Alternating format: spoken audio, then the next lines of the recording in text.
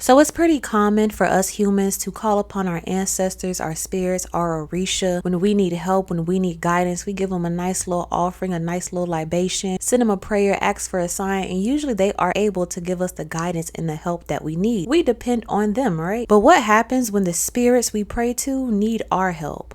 Are we able to help them? Are we capable of being able to be there for them like they're there for us? Are we all knowing? Do we even know what we're doing? Do we even know how to communicate with them well in order to know that they need help? What happens when the spirits now are depending on mortals?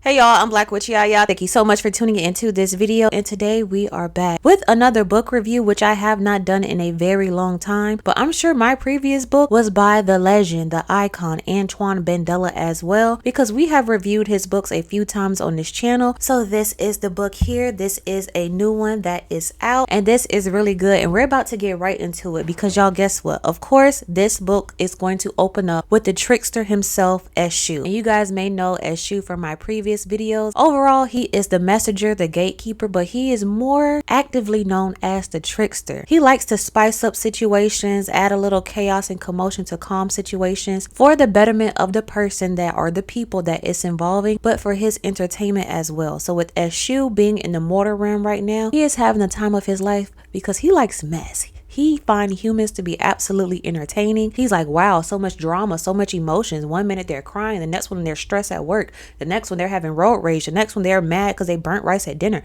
Like, just so much stuff is going on. And Eshu is like, I think I'm gonna like it here. This is great. And another thing that Eshu feels that humans have, right, is our form of transportation. He's like, they got planes, they got trains, they got cars, they even got these slow behind hot air balloons that people go on. But for some reason, now that he has to go back up to the sky realm, he has to climb the golden chain. And he's like, why is all this advanced technology here on earth, but I still gotta go up here and climb this golden chain that Ogun made? But right now, no matter how much Eshu is enjoying the mortal realm, he has to go back up to the sky realm because he's on a mission.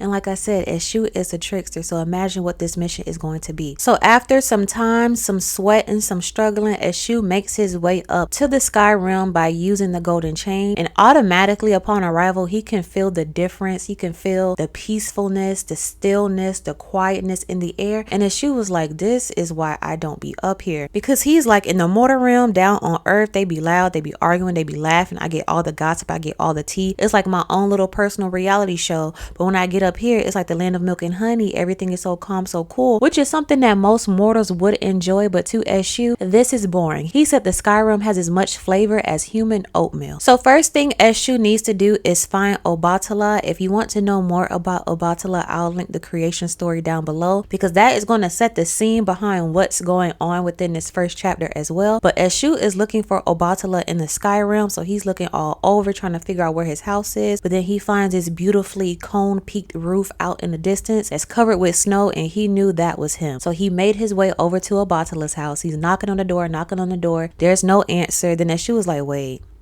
I'm the gatekeeper. There is no lock that can keep me out. So with just a few taps, he was able to break the lock and make his way in. Now, mind you guys, this is not just a regular house that we see here on earth. Obatala's house is the size of a city. So he's going all the way through trying to figure out where Obatala could be. He's yelling out for him. He did not find Obatala till he reached the very last room. And of course, this is where he wanted to start, because this room is the dream room. Now, y'all, this dream room, okay, let's just talk about the dream room, because I find it so cool, and this is what I imagine that the Orisha are looking at on a day-to-day basis. So within the dream room, when Eshu entered, he had to begin floating because the floor was so far down that to get through the room and just to see what was going on, he had to float through. So as he's floating through, it's like these big old screens, like these movie theater screens, right? They're not playing a movie, but they're playing different like point of views from humans on Earth. So one screen will be playing someone's dream. So one screen is like the eyes, like as if you can see through the eyes of a human of what they're looking at. I don't know if you guys ever seen, I believe it was called Black Mirror, where they can record like with their eyes of what's going on and what they're looking at. Imagine that, but on the screen, and that's what Obatala is looking at. Now on one screen there was a person flying through the sky. You can tell it was a dream. The other screen showed someone being chased. Another screen showed someone's tooth falling out. So basically a bunch of little mini POVs of different people. Like imagine in the movie when it's like the mad scientists and they're at their desk click clacking, then it's like 10,000 screens playing different things, but they're all humans on Earth that he's governs over. So while he's being nosy looking at all the screens, Obatala spots him and he's like, is that the gatekeeper I see? And Eshu sees Obatala, and before he even replied, Eshu was thinking, wow, Obatala look mad different. Like, what is going on? Like, he noticed he didn't have as much pigment in his skin. He compared it to like the vitiligo that he sees down on Earth. He's like, you know, Obatala was chocolate. Like, why all of a sudden he kind of looking caramel vanilla? Like, why he look all pale and exasperated? But before the silence was too long, he was like, yeah, Obatala, you know, I almost didn't recognize you. Did you do something different with your hair? And Obatala caught the shade and he's like, yeah, it's good to see you too, Eshu. So they began walking through the dream room, looking at different screens, and one screen that Obatala was focused on was someone toiling over a hard math problem at their desk. And Eshu was like, whose head are we in right now? And then Obatala explains, like, we're looking at the point of view of a doctor right now. He's been going over this same equation back and forth. He's trying to find a cure for a form of cancer. He has the information in him. He just has to manifest it. It's just been so hard trying to work with mortals nowadays. Usually I don't communicate with them as much once they're past their adolescent, because for some reason adults dream and believe in their dreams less and less as they grow older. So it's hard to communicate with them. So Eshu is like, I understand, but why not try communicating with them when they're younger then?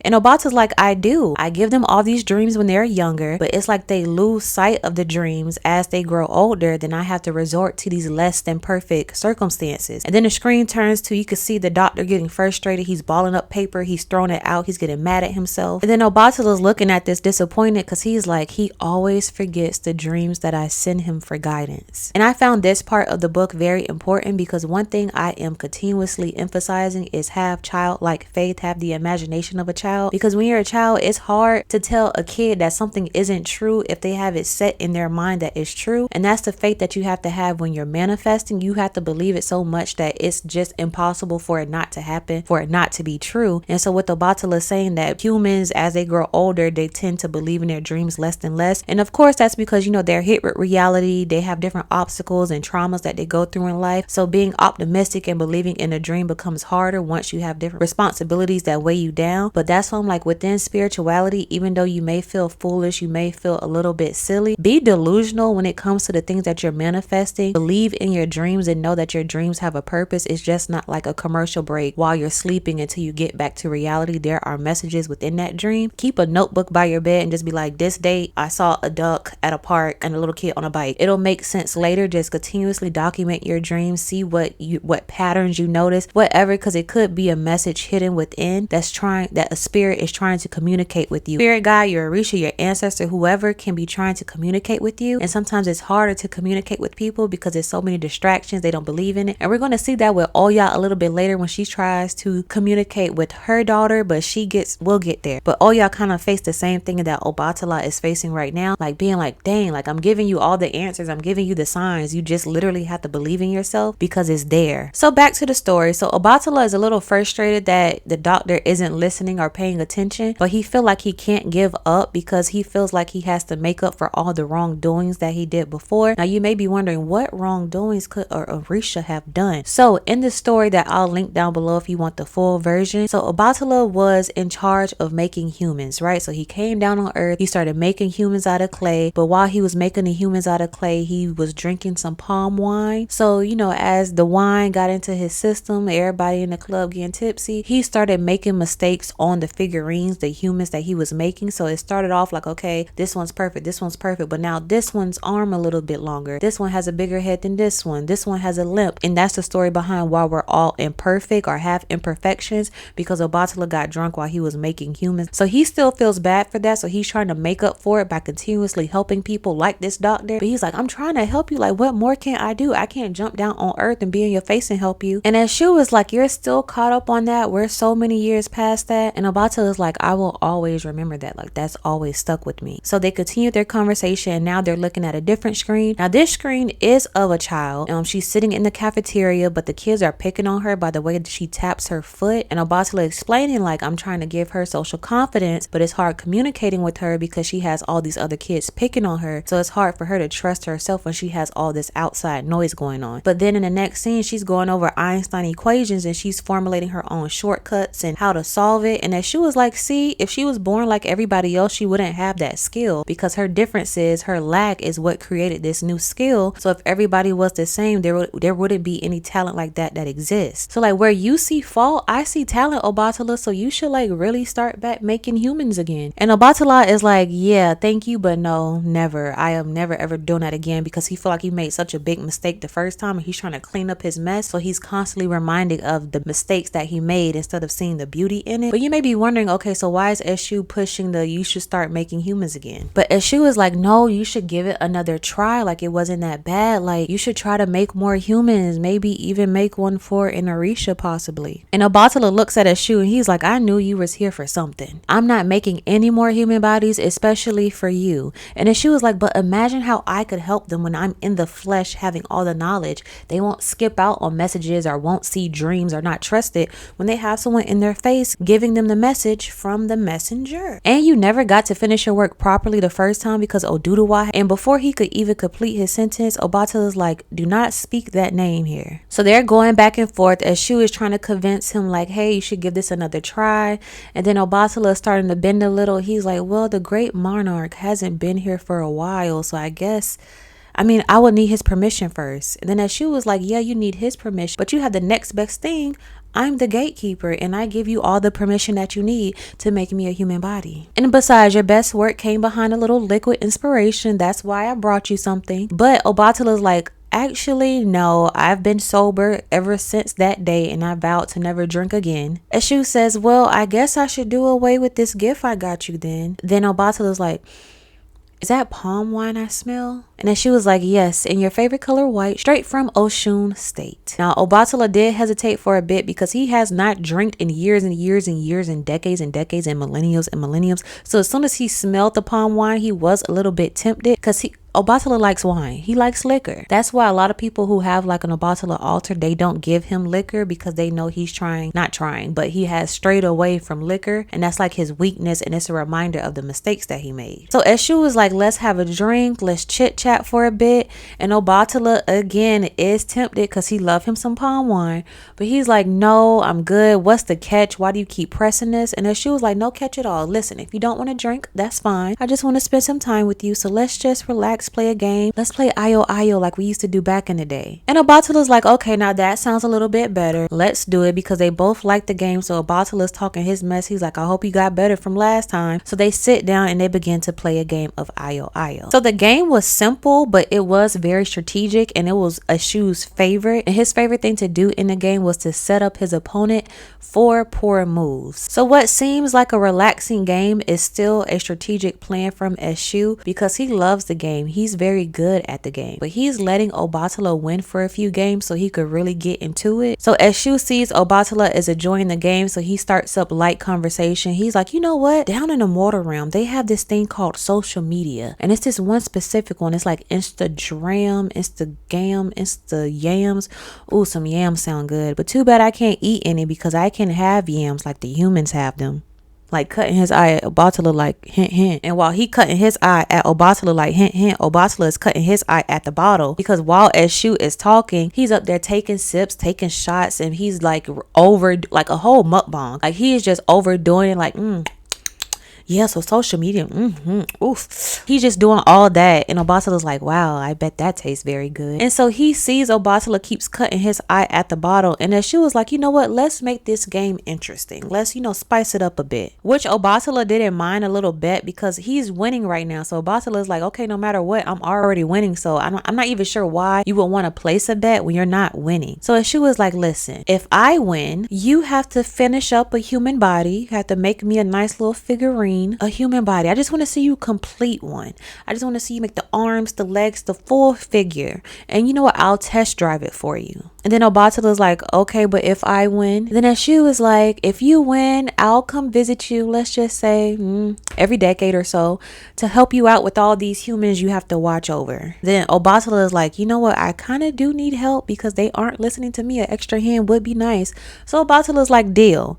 Now mind you, as soon as they place this deal shake on it, Eshu starts winning back to back, back to back, back to back. So after every time Eshu wins, Obatala has to take a drink, take a drink, take a drink. So over time, he's getting real relaxed, enjoying the game. He's giggling and wiggling, filling in a drink. So Eshu wins the game. So Obatala has to make a full human body. So Eshu is like, all right, get to it. You got that liquid courage up in you. Let me see what you can do. So of course, the reason why Eshu just had all the material set and ready to go, when he was originally looking for Obatala while going through his house, he was looking around in each room that he seen his like ceramic workshop where all these unfinished figures were. So he just grabbed a torso just in case. So when Eshu won the game, he handed Obatala the torso and was basically like, all right, you lost night, now you got to finish it. And surprisingly, without hesitation, Obatala got to work. He started putting the arms together, the legs together. He took his time with it. So Eshu was like, all right, here we go. He's really into it. And then after a while, Obatala was done with the body and he's like, listen, it's not my best work, but here it is. And Eshu is like, no, it's perfect. He said it had a little bit of belly,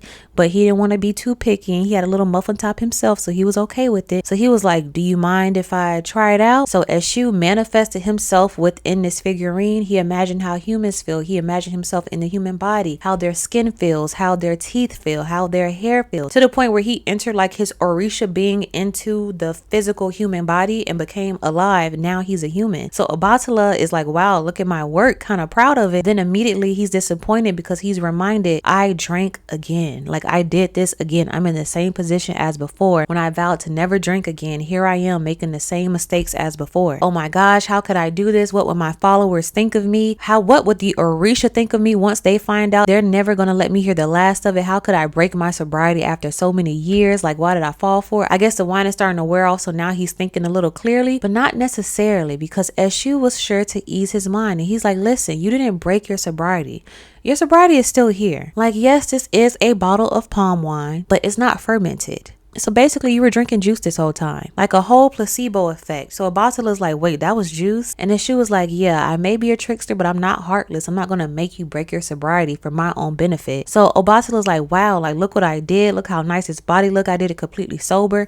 All these years I was beating myself up about making mistakes, and look, I didn't even need the palm wine in the first place. Like, I'm capable of doing this with my own hands. So he's impressed with himself. And then she was like, all right, so yeah, gotta go bye, because he's trying to make his way back to the mortar realm before Obatala changes his mind or anything happens. And then now Obatala's like, wait, so why do you even need the human body? Like, where are you going? And then Eshu was like, listen, I could tell you later, but there's one person that I need to visit that needs a lesson of their own. So now Eshu is in human form. Like, you know how sometimes you see people in real life and you believe like they're angels because like they just disappear, the way they move, the messages that they send, then like they just drift off. You never see them again. You don't know which way they went. Now imagine Eshu prancing around Earth and you don't know it's Eshu, and he's not giving any detail right now as to what exactly he's doing. Later we'll see he he got all up and through the way of Oya, but Eshu wasn't giving any detail on what he had to do at that moment. He's like, listen, I gotta go see a man about a dog. That's it. Now if you want to find out exactly what Eshu was up to, make sure you purchase Orisha Among Mortals Collection 1 by Antoine Bandele, because I'm not going to tell you the ending here, but I will give you a little teaser for what each Orisha has going on. We'll do a brief overview of that, but I don't want to spill the beans here because you have to read the book for yourself. And once you finish it, let me know what you think down below. And if you already read it, no spoilers,